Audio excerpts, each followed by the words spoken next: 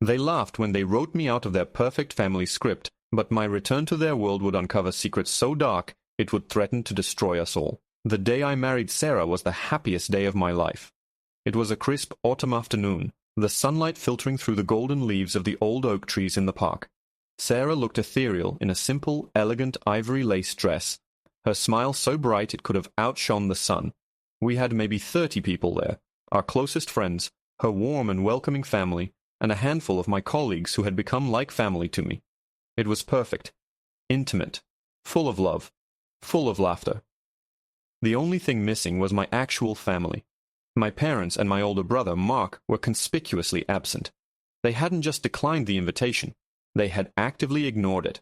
My family has always operated on a very specific, pre-approved life script. You go to the best schools, you get a prestigious degree, preferably in law, medicine, or finance. You marry someone from an equally good family, and you produce grandchildren who will repeat the cycle. I was supposed to be the lawyer. I was a year away from graduating from a top-tier law school when I dropped out. The screaming match that followed that announcement still echoes in my ears.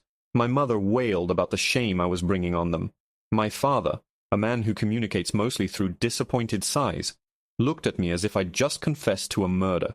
Mark, the golden child who had followed the script to the letter and was now a junior partner at a corporate law firm, just shook his head with a smug, condescending pity.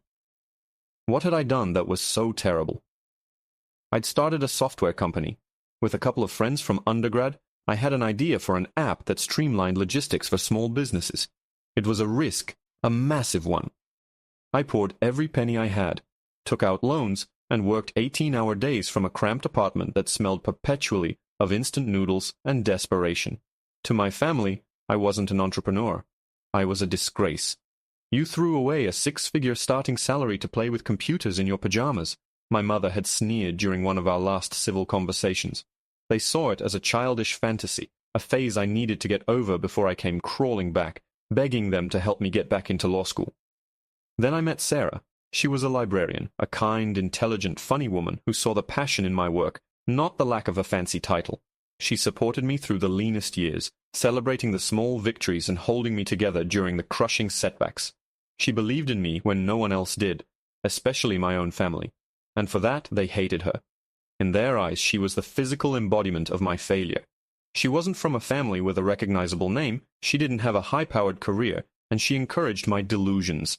When I told them I was going to propose, my mother's response was a cold, clipped, "Don't expect us to celebrate you tying yourself to a nobody and cementing your place at the bottom." So when we sent out the wedding invitations, a small, hopeful part of me thought they might surprise me. Maybe seeing that I was truly happy, that I was building a life for myself, would be enough. I was wrong. My RSVP card was never returned. A week before the wedding, I got a text from my brother, Mark. It read, "Mom and Dad are considering this whole thing a glorified elopement, not a real family event. Don't be surprised when we don't show up to your little park party." A park party. That's what he called the most important day of my life. The cruelty of it stole my breath. I didn't tell Sarah the exact wording, only that they weren't coming.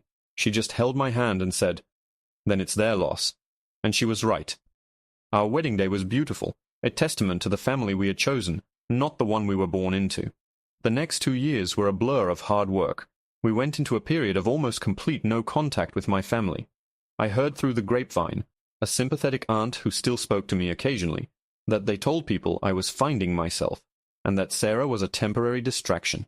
They were spinning a narrative to save face, to hide the fact that their son, the failure, had completely cut them out. Meanwhile, the app I had built in my cramped apartment exploded. We landed a massive contract, then another. We secured a round of venture capital funding that was, frankly, mind-boggling. Within 18 months, my little startup was acquired by a major tech giant in a deal that made my head spin. Suddenly, the kid playing with computers in his pajamas was wealthy. Very wealthy. Sarah and I didn't change our lifestyle much. We bought a nice house, but not a mansion. We paid off her student loans and mine. We traveled. But for my 30th birthday, 6 months after the acquisition, Sarah surprised me. She knew I'd always been obsessed with cars, a passion I'd inherited from my grandfather. Sitting in our driveway with a giant red bow on the hood was a brand new Porsche 911 Carrera. It was an extravagant, almost absurd purchase, but it was also a symbol. a symbol of everything we had built together, of all the ramen noodle nights and the moments of doubt. It was a trophy for a race my family never even knew I was running.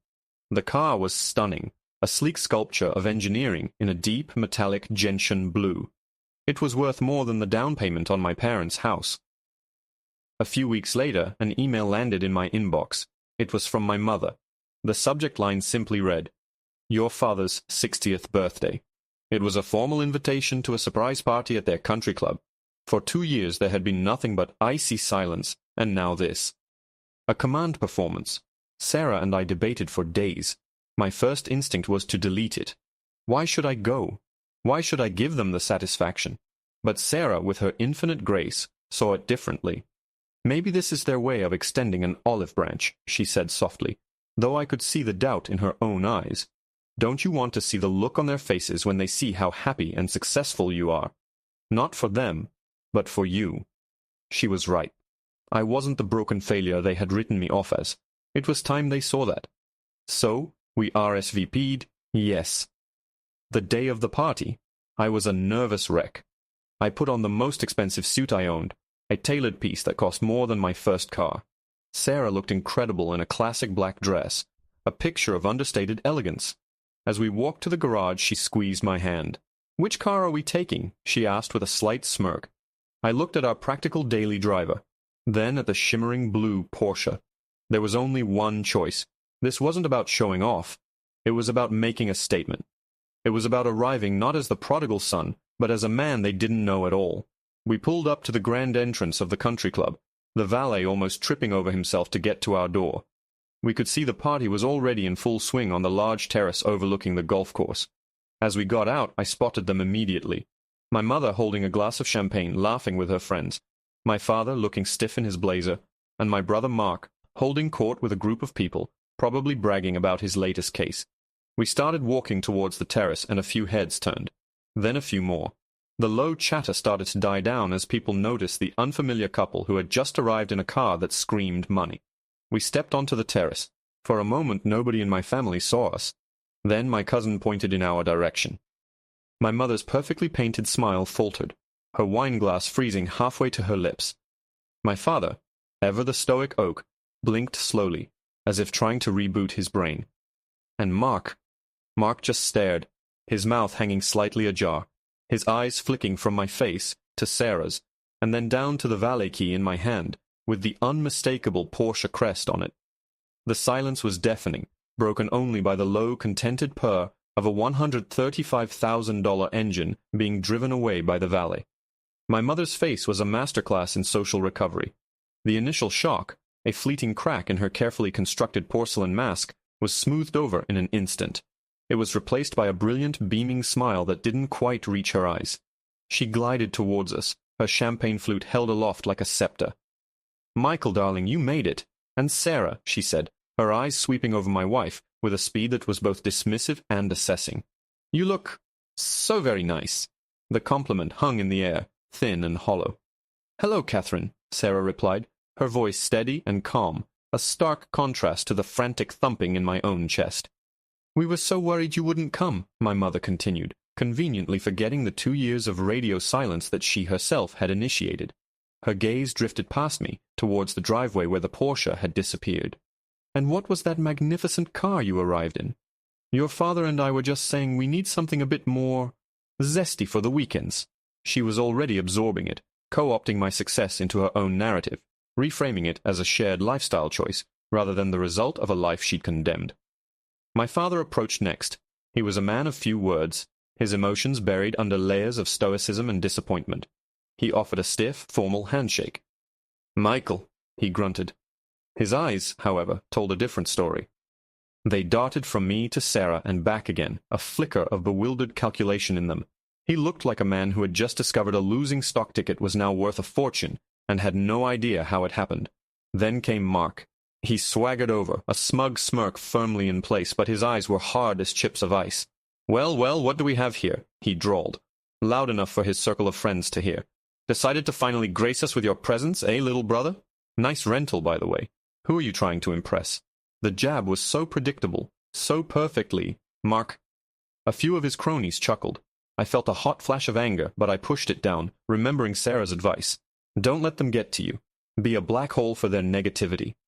It's not a rental, Mark, I said calmly, meeting his gaze. I let the silence hang there for a moment. Mark's smirk faltered.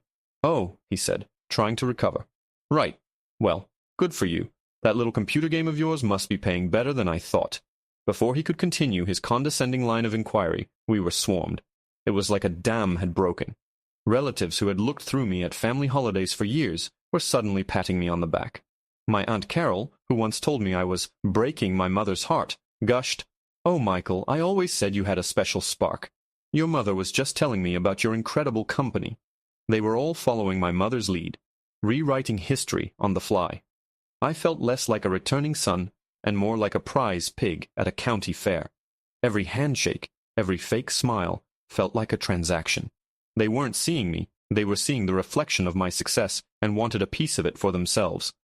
Amid the chaos, Sarah was my anchor. She handled the onslaught with a quiet grace that I could only marvel at. She was charming, polite, but she yielded nothing. When one of my mother's friends asked her what she did, Sarah smiled sweetly and said, "I'm a librarian.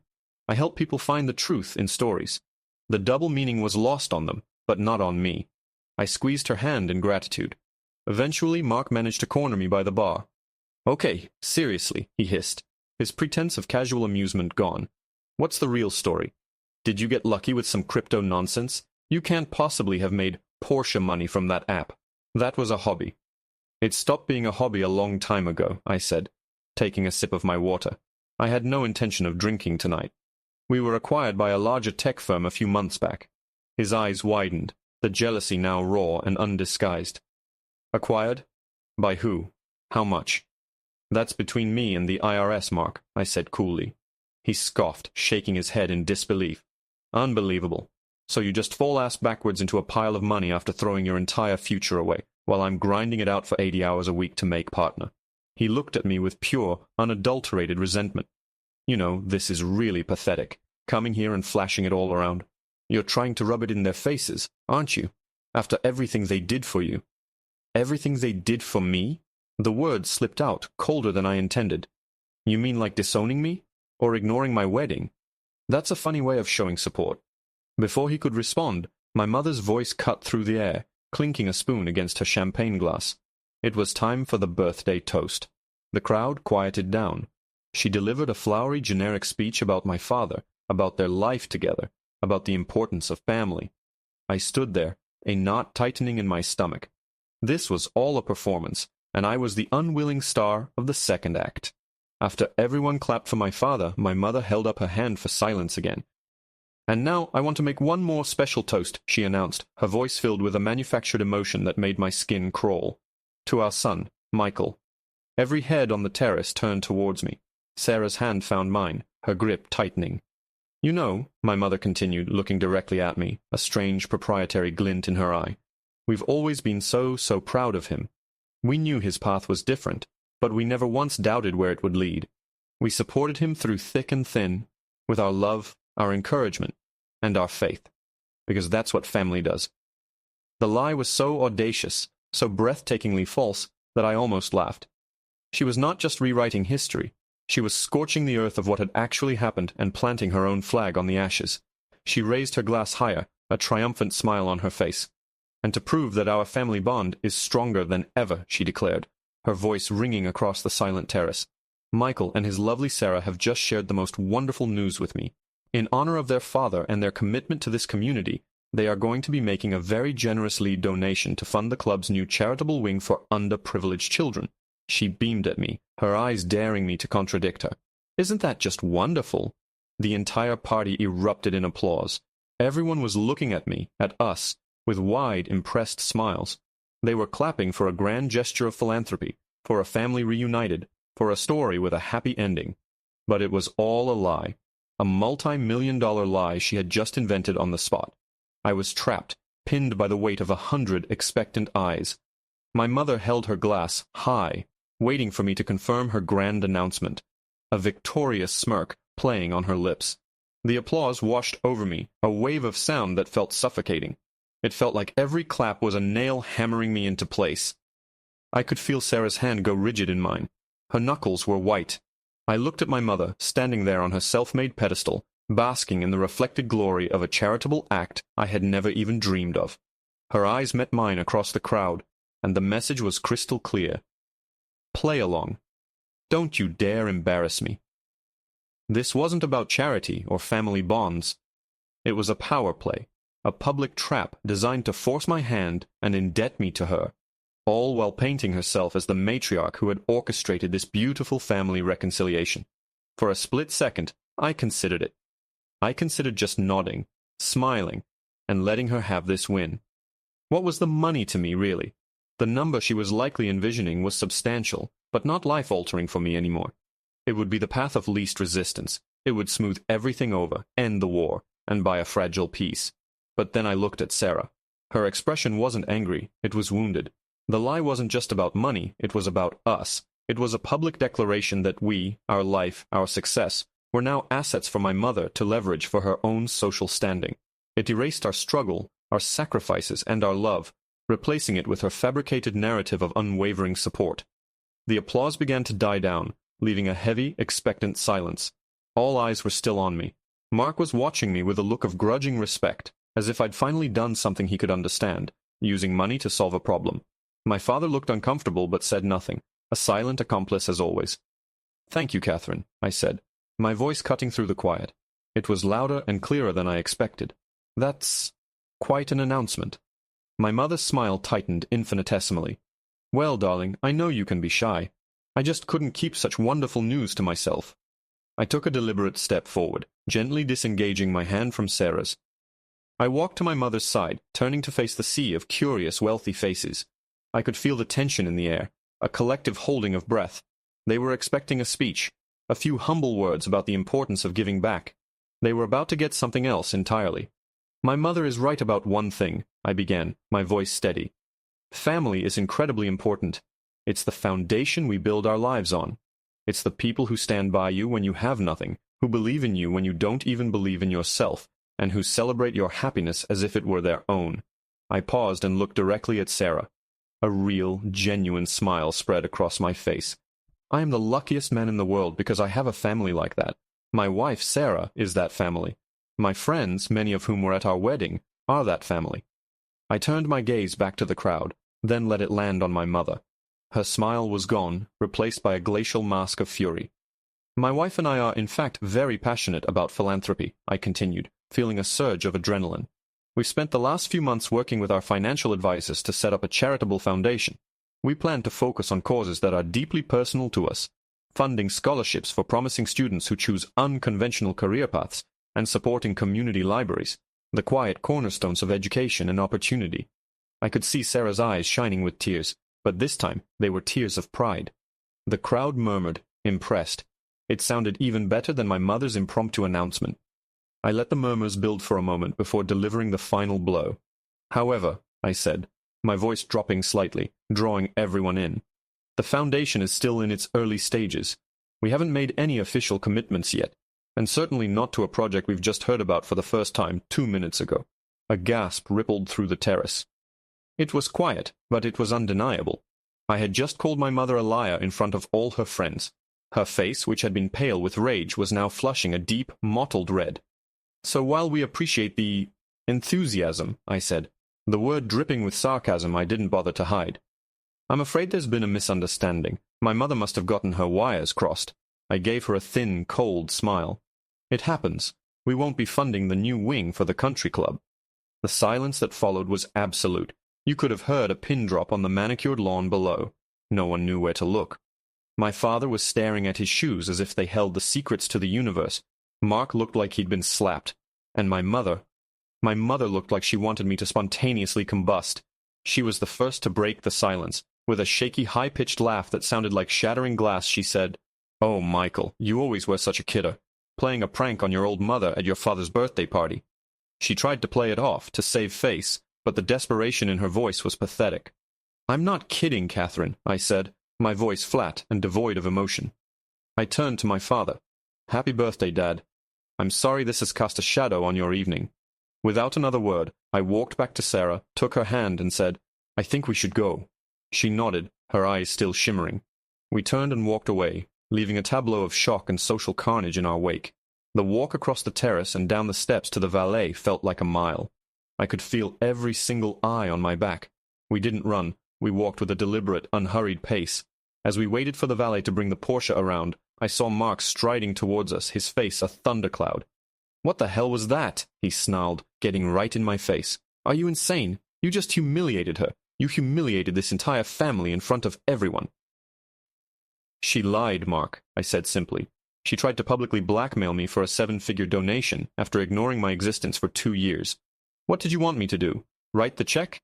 "Yes," he shouted, throwing his hands up in exasperation. "That's exactly what you do. It's just money. You swallow your pride. You write the check and you keep the peace. That's how this world works. You just don't get it, do you? You never have." The Porsche pulled up then, its engine a low, powerful growl. The valet held the door for Sarah, who slid in without giving my brother a second glance. I tossed the valet a $100 bill. "No, Mark," I said, looking him dead in the eye. "I think for the first time I'm the one who finally gets it. That's your world. It's not mine. Not anymore." I got into the car, the door closing with a satisfying solid thud. As I pulled away from the country club, I glanced in the rearview mirror. Mark was still standing there, shaking his head. And behind him, on the terrace, my mother was surrounded by a concerned gaggle of her friends, her face a mask of pure, unadulterated hatred. The war wasn't over. I had just fired the first shot in a battle I didn't even know I was supposed to be fighting. As we drove home in silence, my phone buzzed in the center console. It was a text from a number I didn't have saved, but I knew exactly who it was from. The message contained a single sentence, a chilling promise of retaliation. It read, "You think you've won? You have no idea what you've just started." The drive home was thick with a silence that felt heavier than any argument. Sarah stared out the passenger window, the city lights painting fleeting stripes across her face. I kept replaying the scene at the party, over and over in my head, a nauseating loop of my mother's triumphant announcement and the subsequent social explosion. The text message from my mother sat like a lead weight in my gut. "You have no idea what you've just started." It wasn't an angry outburst. It was a declaration of war. My mother didn't fight fair. She didn't engage in shouting matches. She was a creature of influence and whispers, of social leverage and carefully planted rumors. Her battlefields were cocktail parties and charity boards, and her weapons were insinuation and character assassination. When we finally pulled into our driveway, Sarah turned to me, her eyes searching mine. "Are you okay?" she asked softly. "I think I should be asking you that," I replied, reaching for her hand. "I'm so sorry I dragged you into that. It was a complete disaster." She shook her head, her grip firm. "No, don't apologize. You did the right thing. You stood up for us. I've never been more proud of you than I was in that moment." Her words were a balm on my frayed nerves. "But Michael," she added, her voice laced with concern, "that text, she's not going to let this go, is she?" "No," I said, the single word hanging in the air between us. "She's not." The first salvo came less than 48 hours later. I was in a board meeting presenting our quarterly projections when my phone started buzzing incessantly. I ignored it, but after the 10th buzz in 5 minutes, I excused myself. It was my Aunt Carol, the one who'd always tried to play the role of family peacemaker. When I answered, she sounded frantic. "Michael, what on earth did you do?" she blurted out, without even a hello. "Your mother is telling everyone you embezzled the startup money for your company." I felt the blood drain from my face. "She what? That's insane. It's a complete lie." "Well, she's making it sound very convincing," Carol said, her voice a mix of panic and morbid gossip. "She's saying you took your law school tuition money, which she and your father had saved for you, and gambled it away on a failed project. And that the only reason you're successful now is because you got bailed out by some shady investor who is now under federal investigation. She's framing it as a desperate attempt to cover your tracks."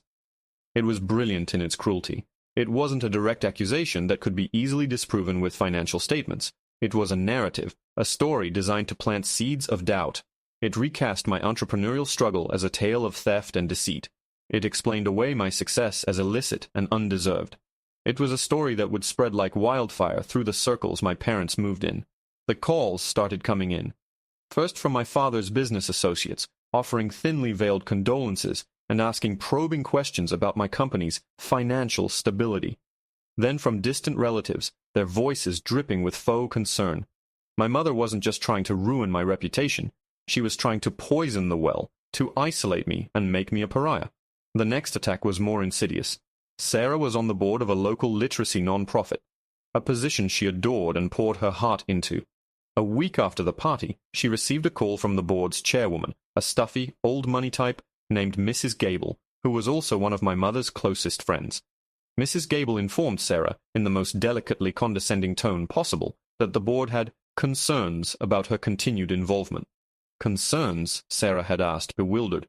What kind of concerns? Well, my dear, Mrs. Gable had cooed, we have to be very careful about the company we keep. There are whispers about your husband's business dealings.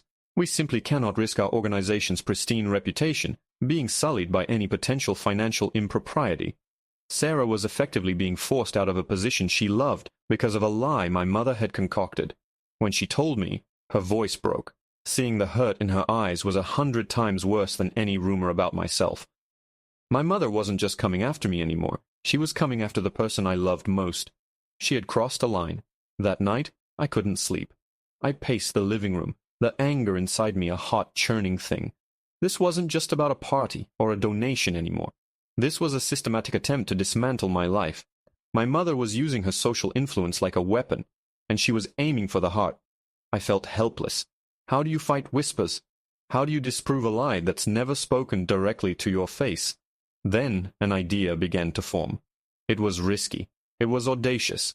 It was fighting fire with fire, but on a scale my mother couldn't possibly comprehend. My world wasn't the country club anymore. My world was tech, data, and information. And in my world, there were different rules. The next morning, I made a call to a man named David Chen. David and I had been in the same tech incubator years ago. His startup had been in digital security and opposition research. He was basically a private investigator for the digital age, a master of digging up the skeletons people thought were buried deep in the ones and zeros of their past. We'd stayed in touch, and I was now an angel investor in his new, much larger company. David, I said, once we'd exchanged pleasantries, I have a job for you. It's personal, and it requires the utmost discretion. I'm listening, he said, his voice all business. I want you to do a deep dive, I said, my voice low. On my parents, Catherine and Edward, and my brother Mark. I want everything. Financials, personal correspondence, anything and everything that's hidden. I want to know where every dollar they've ever spent came from and where it went. I want to know every secret they think is safe. There was a pause on the other end of the line. Michael, David said carefully, that's a heavy request. Are you sure about this? I've never been more sure of anything in my life, I said, my voice hard as stone. They've declared war on me and my wife. It's time I started fighting back. For the next 3 weeks, I heard nothing. The smear campaign continued. A local society blogger wrote a thinly veiled piece about a local tech parvenu with questionable ethics. My father resigned from the board of a prominent local charity, citing personal family matters, a move clearly designed to add fuel to the fire. They were systematically dismantling my name. Sarah had formally resigned from the library board, unwilling to be a pawn in their game. The stress was immense, a constant low-grade hum of anxiety. Then, one evening, I received a single encrypted email from David. The subject line read, Package. Inside was a password-protected link. I opened it, my heart pounding. What I found was a treasure trove of my family's hypocrisy. There were financial records, emails, documents, a complete, unvarnished portrait of their lives. And nestled deep within a folder of my father's old investment statements was a subfolder I almost missed. It was labeled simply, Lake House Trust. I clicked on it. The first document was a trust agreement. The beneficiary was listed as my brother, Mark. The source of the trust's funding, however, made me stop breathing. It was an inheritance from my paternal grandfather, the same grandfather whose passion for cars I had inherited, the same grandfather who had always encouraged my tinkering and my crazy ideas, telling me to follow my own road. He had passed away when I was in high school, and my parents had told me he'd left a small amount of money for both Mark and me, which had been invested for our future. According to them, my portion had been used for my law school tuition, the same tuition they were now accusing me of stealing. But that wasn't what this document said. According to this, my grandfather had left a significant amount of money, nearly $500,000, to be split equally between his 2 grandsons. My parents were the trustees. The documents showed a single deposit into the trust account. Then, a few years later, a single withdrawal. The entire sum, my half and Mark's, had been used to buy my brother a house in the city's most expensive neighborhood as a graduation present. There was another document, an email from my mother to my father. It read, "Mark needs this stability to start his career on the right foot. Michael is on his own path now. He has made his choice. This is for the best." They hadn't just used my inheritance, they had stolen it. They had stolen my grandfather's last gift to me, a safety net he had intended for my future, and handed it over to the golden child. And then they'd built a grand narrative of my failure and their magnanimous support on top of that lie. The rage that filled me was cold and pure. This changed everything. My phone rang. It was Mark. "I'm calling to give you one last chance to fix this," he said, his voice dripping with condescension. "Dad's birthday is technically next week. I've arranged a small, private family dinner. You will come. You will apologize to Mom, and you will write a check for that donation. You do this, and we can start to put this ugliness behind us." I looked at the documents on my screen, at the proof of their ultimate betrayal. A slow, cold smile spread across my face. "A dinner," I said, my voice dangerously calm. "That sounds lovely, Mark. Sarah and I will be there. In fact, I have a little graduation present of my own that I've been meaning to give you. It's long overdue. The air in my parents' formal dining room was so thick with tension you could have carved it with one of the ornate silver knives laid out on the table. It was just the five of us, my parents, Mark, Sarah, and me.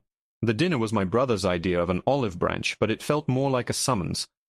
It was a home field advantage for them, a place where every piece of furniture, every framed photograph on the wall, screamed of a family history from which I had been excommunicated. My mother, Catherine, was playing the part of the gracious, wounded matriarch. She wore a serene, almost beatific smile that was completely at odds with the venom I knew she harbored. My father was his usual stoic self, staring into his wineglass as if it held the answers to a particularly vexing legal brief. Mark sat with an air of smug triumph, the orchestrator of this little reconciliation, confident he was about to witness my long overdue surrender. Sarah sat beside me, a silent pillar of strength. She hadn't wanted to come, but she knew I needed to see this through. Her presence was my anchor in this sea of quiet hostility. "It's so lovely to have us all together again," my mother said, her voice smooth as silk as the housekeeper served the first course. "It's been too long." "It has," I agreed, meeting her gaze across the polished mahogany table. 2 years, 3 months, and 12 days since the wedding, to be precise. But who's counting? My mother's smile faltered for a fraction of a second. Mark shot me a warning look. "Michael, let's not dredge up the past," he said. "We're here to move forward." "Oh, I agree," I said, taking a sip of water. "Moving forward is exactly what I want to do. But to do that, you have to have a clear understanding of where you've been, don't you think?" I looked at my father, who pointedly refused to meet my eyes. The small talk they attempted to generate was painful. My mother asked about Sarah's little library job, and Mark bragged about a recent case he'd won. They spoke of a world I no longer inhabited, a world of prestigious titles and social maneuvering. I let them talk, contributing nothing, just watching them perform. I was waiting for my moment. It came after the main course plates were cleared. Mark, clearly feeling it was time for the main event, cleared his throat. "So, Michael," he began, steepling his fingers like a judge about to pass sentence. "As I said on the phone, we're all willing to let bygones be bygones. All it takes is for you to acknowledge the hurt you've caused, apologize to Mom, and make good on that donation. It would be a wonderful birthday gift for Dad, and a sign of good faith." I let the silence stretch out, enjoying the expectant looks on their faces. "A gift," I mused, tapping my finger on the table. "You know, you're right. It's funny you mention that. I actually brought a gift myself. A late graduation present for you, Mark." I reached into the inner pocket of my suit jacket and pulled out a simple, letter-sized envelope. I slid it across the table towards my brother. He looked at it, then at me, a flicker of confusion in his eyes. "What's this?" he asked. "Open it," I said.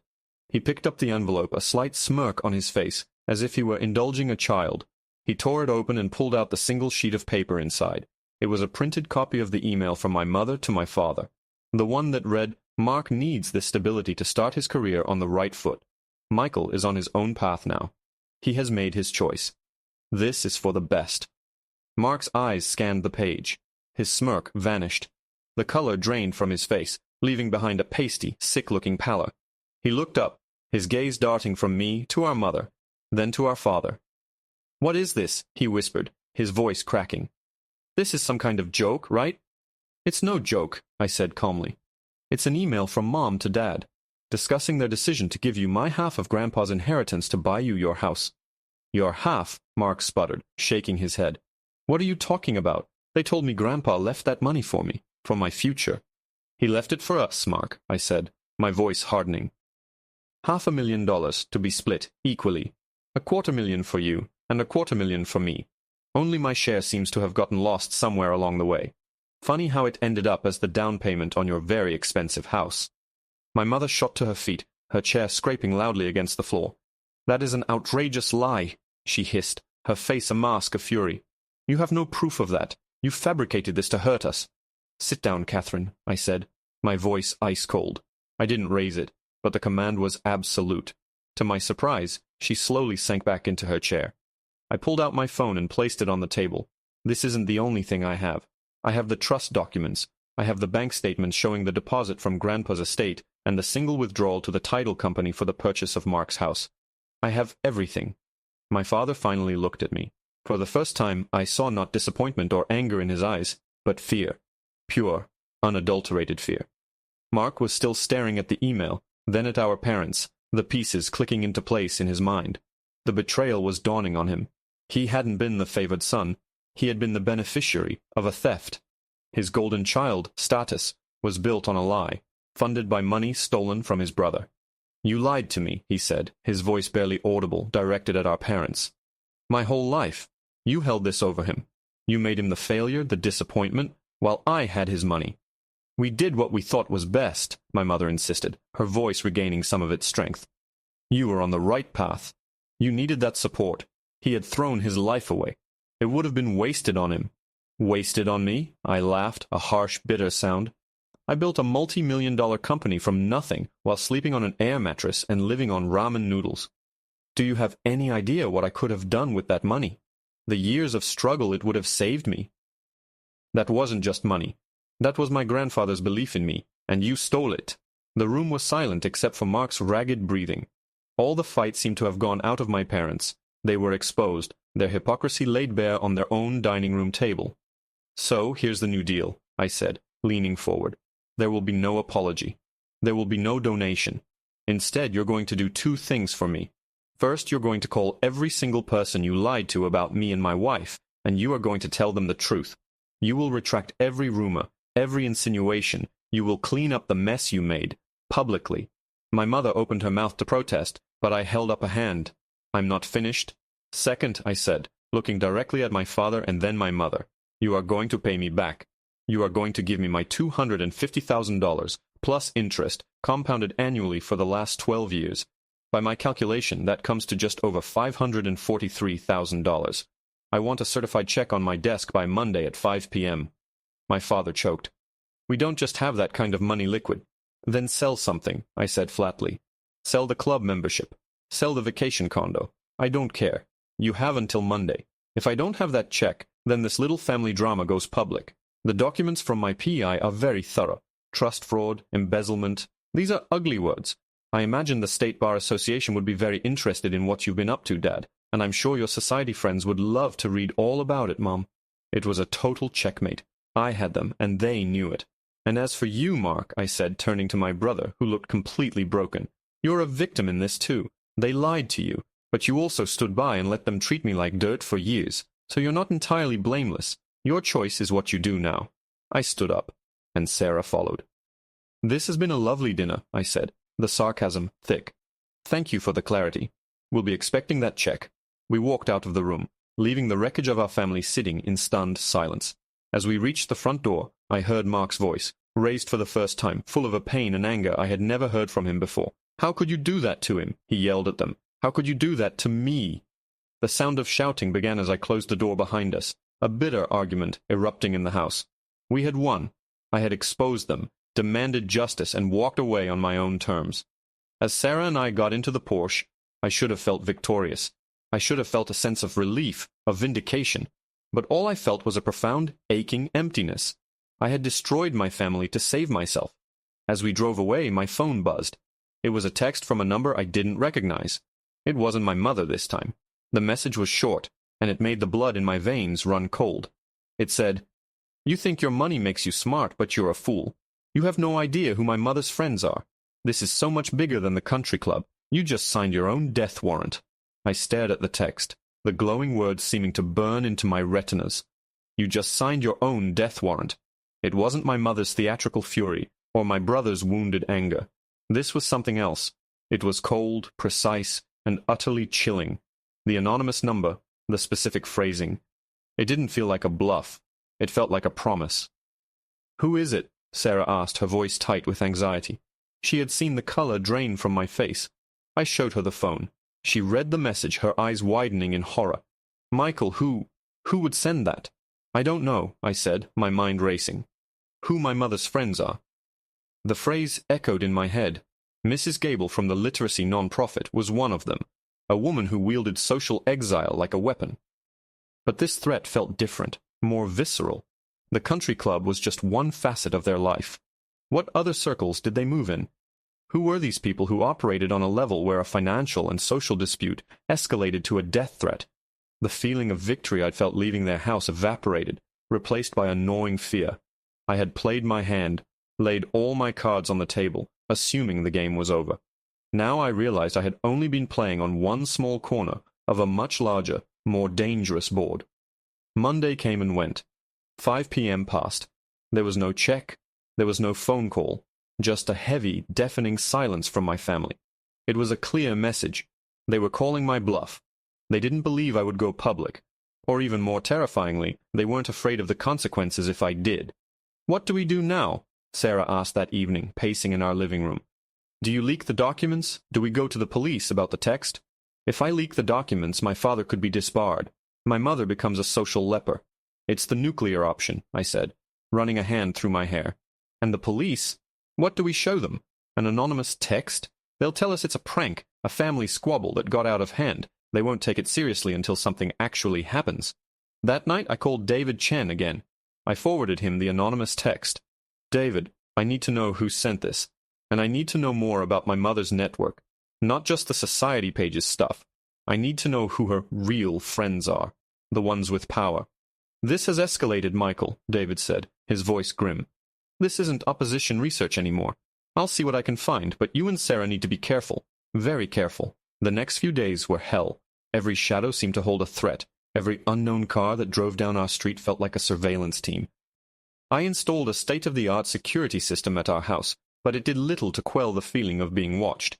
The emptiness I'd felt after the dinner had been replaced by a constant high-frequency hum of fear.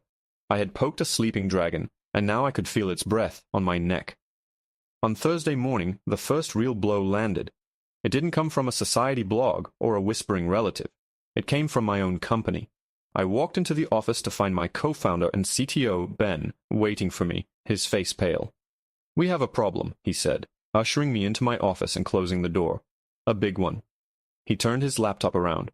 On the screen was an article from a highly respected, notoriously aggressive tech journalism site. The headline read, "Security flaw or corporate espionage? Questions arise about my company's name and its CEO's troubled past." My blood ran cold. The article was a masterpiece of character assassination, cloaked in the language of investigative journalism. It detailed a minor security vulnerability we'd had in our app's beta version, something we had patched over 2 years ago, long before the acquisition. But the article framed it as a deliberate backdoor I had personally coded into the system. It then wove in details of my acrimonious departure from law school and unsubstantiated rumors of financial impropriety, citing anonymous sources close to the family. They had taken my mother's country club whispers and laundered them through a legitimate news source, giving them the weight of fact. The article didn't just question my company's integrity, it questioned mine, suggesting I was a corporate spy who had sold out my own creation. "Where the hell did they get this?" I stammered, scrolling through the impeccably sourced, utterly false narrative. "I don't know," Ben said, shaking his head. "The reporter is a shark. He's known for this kind of takedown piece. But the information, the internal data about the beta vulnerability, someone had to have leaked that to him, someone from the inside. The implications were staggering. This wasn't just my mother calling her friends anymore. This was a professional, coordinated attack. Someone had paid to have this story written. Someone had gotten to one of my own employees, They weren't just trying to ruin my social standing. They were trying to destroy my career, my company, and my reputation in the one world where I had finally found success. The acquisition deal had a clause, a key man provision. If I was found guilty of gross negligence or misconduct, the parent company had grounds to claw back a significant portion of the money. They were coming for everything. That evening, I got another email from David. The subject was urgent. The body of the email contained a profile of a man named Alistair Finch. He was an old money investor, a titan of industry, with a pristine public image as a philanthropist and patron of the arts. He sat on the boards of a dozen major corporations and charities. He was also, according to David's research, one of my father's oldest and closest friends from college. They were fraternity brothers, and he was the primary financial backer of the tech site that had just published the hit piece on me. But that wasn't the worst of it. David had also traced the anonymous text message. It had come from a burner phone, but he had managed to track its location at the time the text was sent. The phone had pinged off a cell tower that provided service to a very specific area, a private, gated community on the outskirts of the city. The same community where Alistair Finch owned a sprawling estate. The same community where, according to the phone's GPS data, my mother had been having tea at the exact time the message was sent. It all clicked into place. This was Alistair Finch. This was my mother's powerful friend. He was a man who didn't get his hands dirty. He operated from the shadows, pulling strings, using his immense wealth and influence as a weapon. My threat to expose my father wasn't just a threat against a washed-up lawyer. It was a threat against the carefully curated world of men like Finch, men for whom reputation was everything.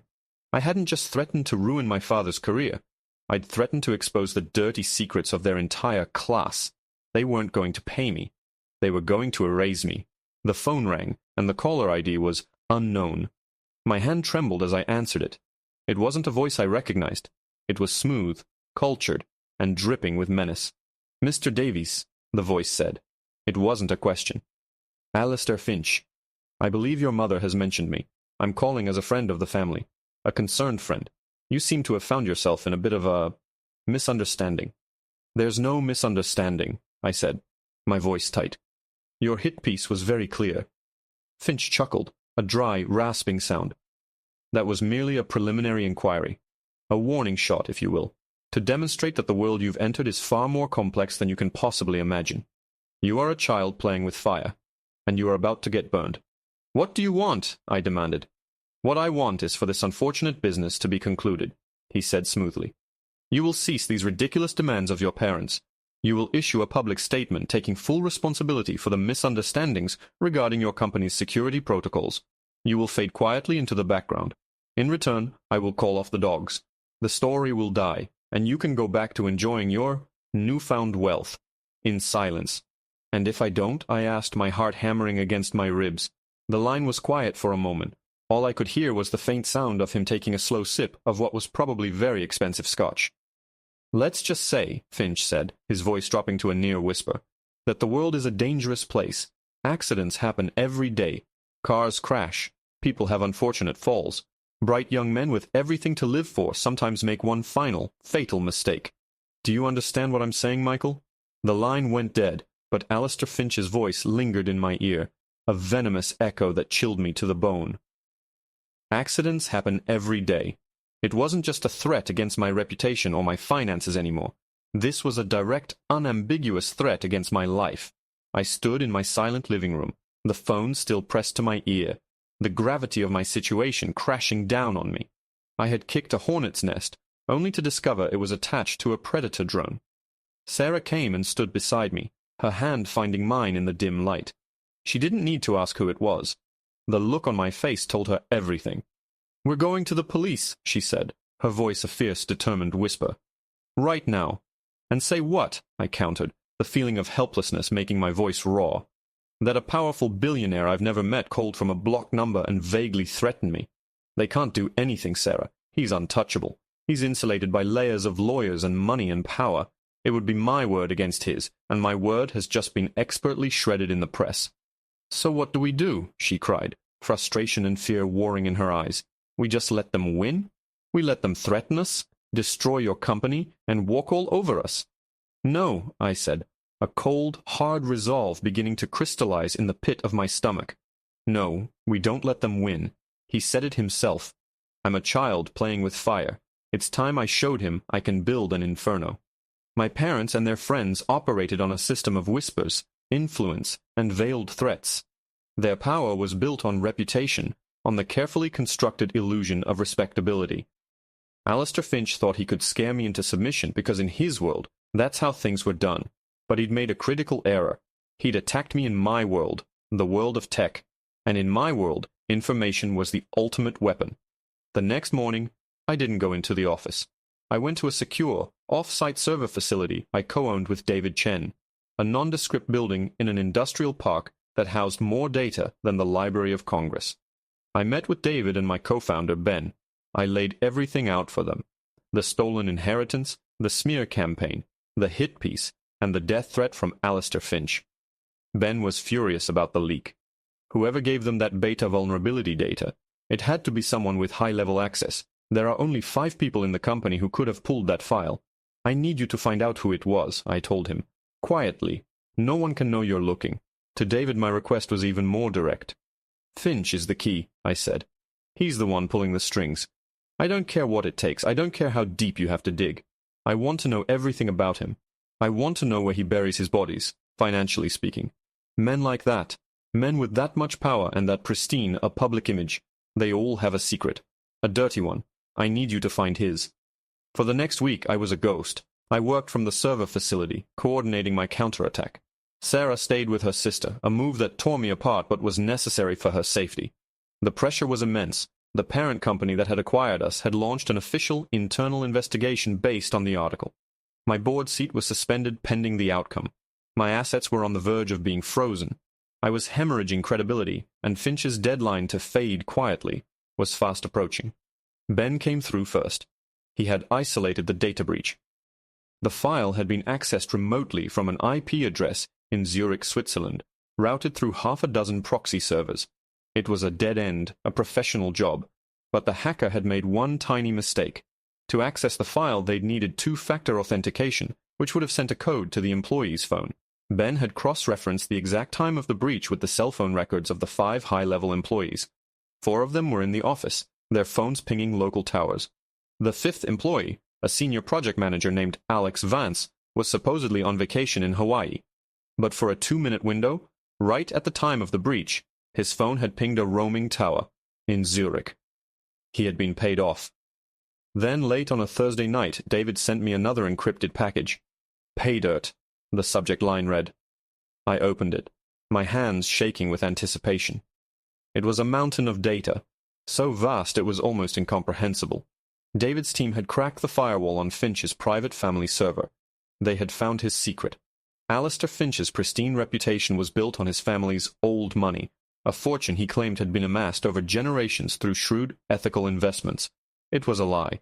The foundation of the Finch family fortune came from one place: his grandfather, who had been a prominent banker in Switzerland during World War II.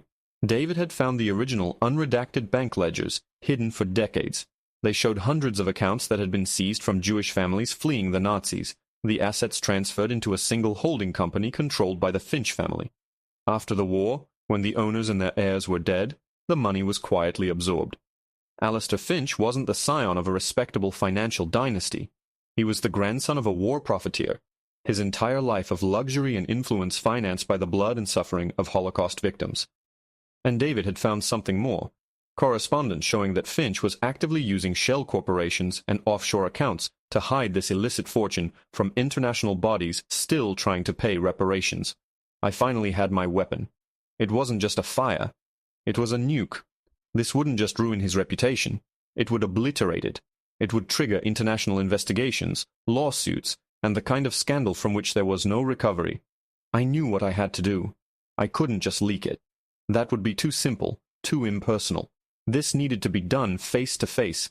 I needed to see the look in their eyes when their perfectly constructed world came crashing down. I sent a single, untraceable email to my father's private account. The subject: dinner. My treat.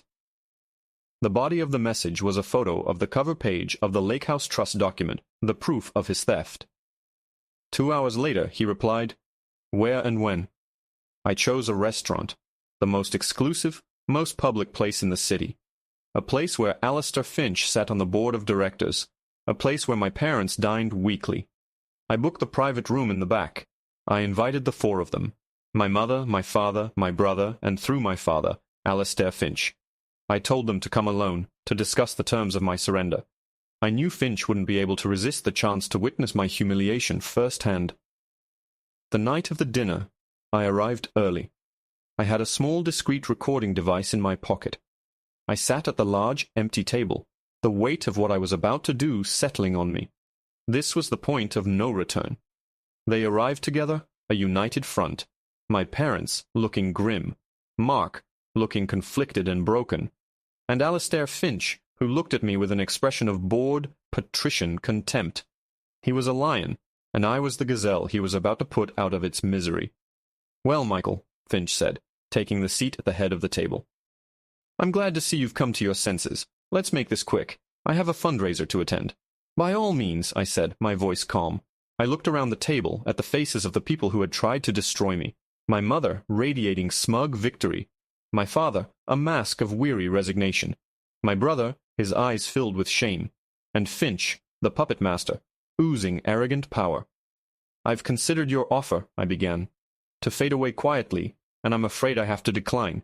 Finch's eyebrow arched. "That is a very foolish decision." "Is it?" I asked. I pulled a sleek black tablet from my briefcase and placed it on the table.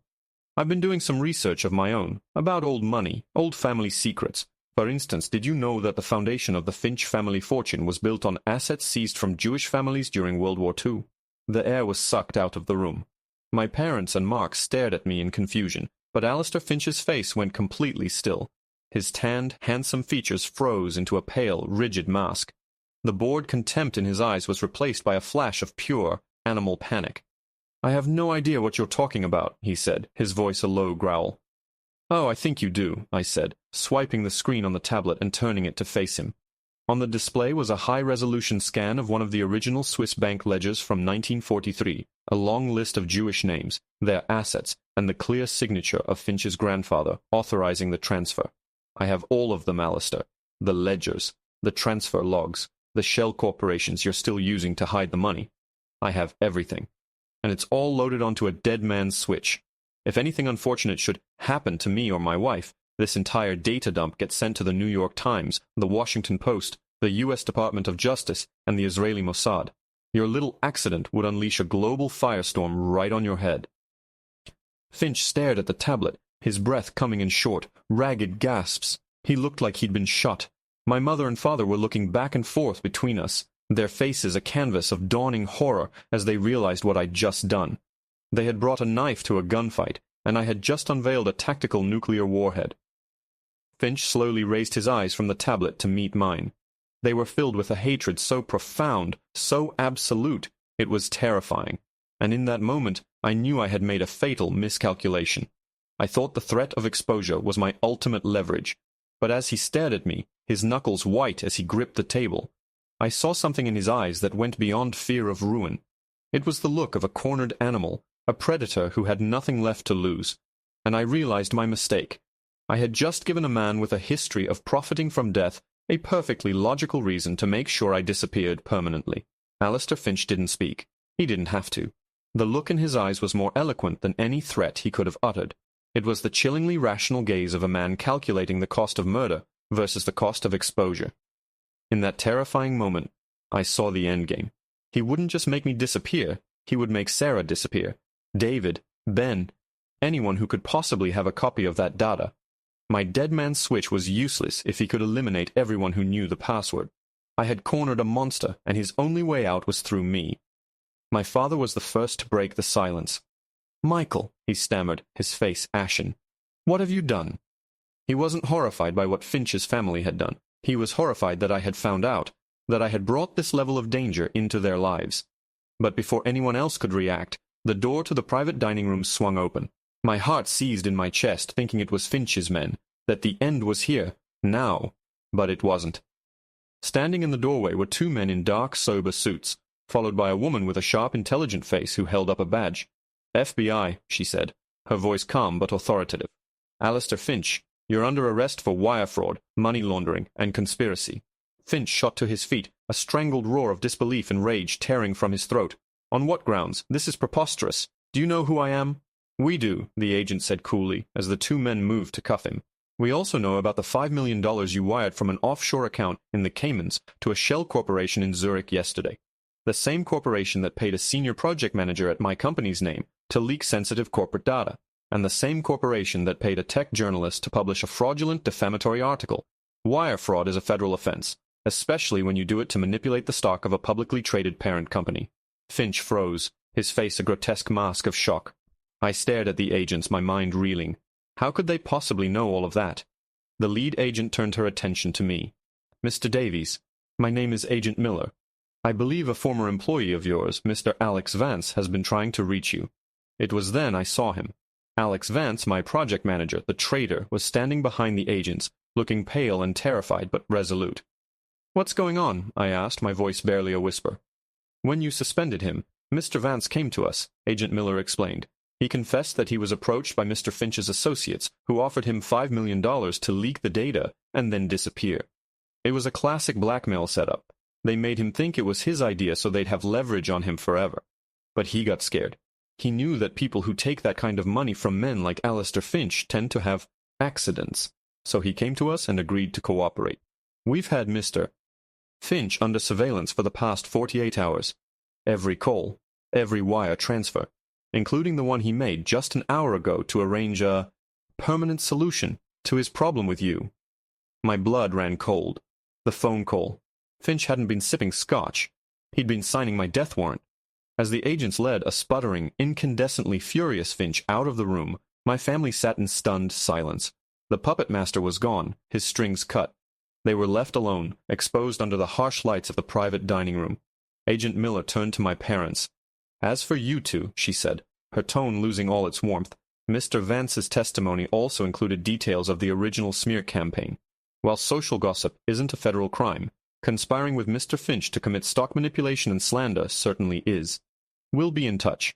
She gave them a look that promised a world of legal trouble, and then left, leaving the four of us in the wreckage. The silence that followed was heavier than any before. My mother was weeping, not with remorse but with the sheer terror of social and financial ruin. My father just stared at his hands on the table, a completely broken man. The edifice of their life, built on lies and propped up by powerful, corrupt friends, had crumbled to dust in a matter of minutes. I looked at Mark. He was staring at me, his eyes filled with a complicated mix of awe, shame, and something I hadn't seen since we were kids, respect. They're going to pay you back, Michael, he said, his voice quiet but firm. The money. I'll see to it. I'll sell the house. I'll sell my partnership stake if I have to. It was never mine to begin with. It was the first truly honorable thing I'd heard him say in 20 years. It doesn't matter anymore, Mark, I said, and I was surprised to find I meant it. The money was just a symbol. The fight had never really been about that. It was about the truth. What are you going to do? He took a deep breath. I'm a lawyer, he said. They're going to need one, a real one. For the first time in my life, maybe I can actually do something that matters, instead of just playing the part. I stood up. I had nothing left to say to my parents. Their punishment wouldn't come from me. It would come from the world they had worshipped, the legal system they'd thought they were above. Their prison would be a life without the status and reputation they had sacrificed their own son for. I walked out of the restaurant and into the cool night air. A car pulled up. It was Sarah. She got out and ran to me, throwing her arms around me. I held on to her, breathing in the scent of her hair, the only thing that felt real in the world. It's over, I whispered into her shoulder. It's finally over. In the weeks that followed, the story exploded. The arrest of Alistair Finch was a massive scandal, and the sordid details of the Holocaust-era bank accounts made international headlines. The parent company that had acquired my business publicly exonerated me, firing the executives who had initiated the internal investigation and offering me a lucrative new contract. Alex Vance, my former employee, was given a reduced sentence for his cooperation. My parents, facing investigation, sold their house and disappeared from the social scene they so loved, retreating into a self-imposed exile. Mark was true to his word. A check for the full amount plus interest arrived at my office a month later, with a simple, handwritten note. For your foundation, a better place to start. Sarah and I used that money, along with a significant amount of our own, to officially launch our foundation. Our first act was to establish a major grant for the city's public library system, and to create a full-ride scholarship for STEM students from underprivileged backgrounds. One crisp autumn afternoon, a year after that disastrous birthday party, Sarah and I were in the park, the same one where we'd gotten married. The sun was filtering through the golden leaves just as it had on our wedding day. My phone buzzed. It was a picture message from Mark. It showed him standing with our father outside a small, modest house, both of them holding paint rollers, looking tired but content. My mother was in the background, tending to a small garden. The text below simply said, "Rebuilding." I smiled. It wasn't forgiveness, not yet, but it was a start. I put my phone away and took Sarah's hand. "Do you ever think about them?" she asked softly. "Sometimes," I admitted. "I think about how they valued the appearance of success over everything else. They wanted me to have a life that looked good on the outside, in a world that I didn't belong to. They couldn't see that I was building my own." I looked at the Porsche parked by the curb, shimmering in the afternoon light. For so long, it had felt like a symbol of defiance, a trophy to shove in their faces. But now it was just a car. A beautiful, wonderfully engineered car that I loved to drive. The real trophy was the woman standing beside me, the life we had built on a foundation of truth and love, and the freedom to finally, truly be ourselves. The engine was just waiting to take us wherever we wanted to go next, and for the first time the road ahead was completely clear.